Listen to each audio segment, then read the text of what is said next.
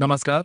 आज हम विश्लेषण करेंगे इस वास्तु परफेक्ट अपार्टमेंट का, जिसमें आधुनिक आर्किटेक्चर और पारंपरिक वास्तु सिद्धांतों का सुंदर समन्वय दिखाया गया है।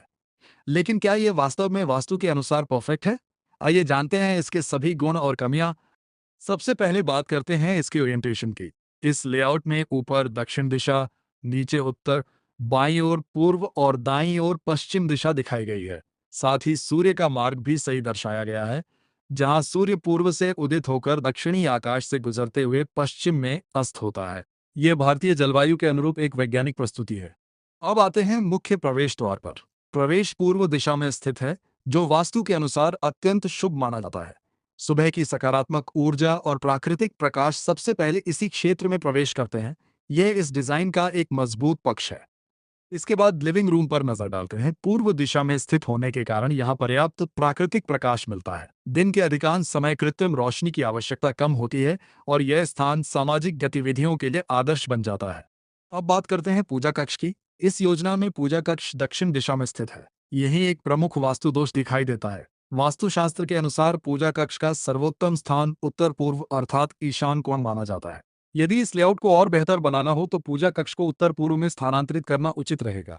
रसोई घर की स्थिति पर नजर डालें तो ये पश्चिम दक्षिण क्षेत्र के समीप दिखाई देता है, जबकि वास्तु के अनुसार रसोई के लिए दक्षिण पूर्व दिशा सबसे उपयुक्त मानी जाती है। हालांकि वेंटिलेशन और कार्यक्षमता अच्छी है, लेकिन वास्तु की दृष्टि से इसकी वर्तमान स्थिति आदर्श नहीं कही जा सकती। अब मास्टर बेडरूम की बात करें।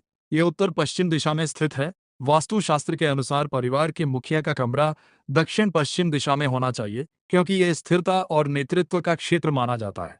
इसलिए यह भी एक महत्वपूर्ण सुधार योग्य बिंदु है। बच्चों का कमरा अपेक्षाकृत बेहतर स्थिति में है।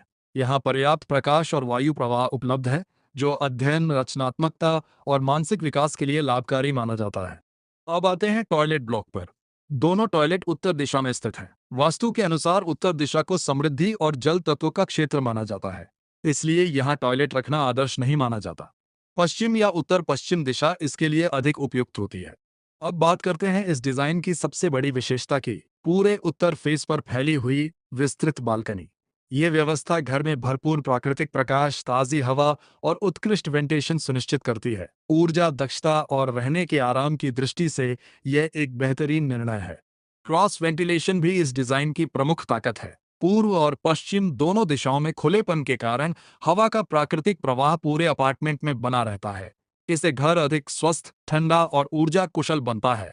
कुल मिलाकर इस योजना में शानदार प्रवेश द्वार, बेहतर लिविंग रूम, वैज्ञानिक संपात, उत्कृष्ट क्रॉस वेंटिलेशन और विस्तृत उत्तर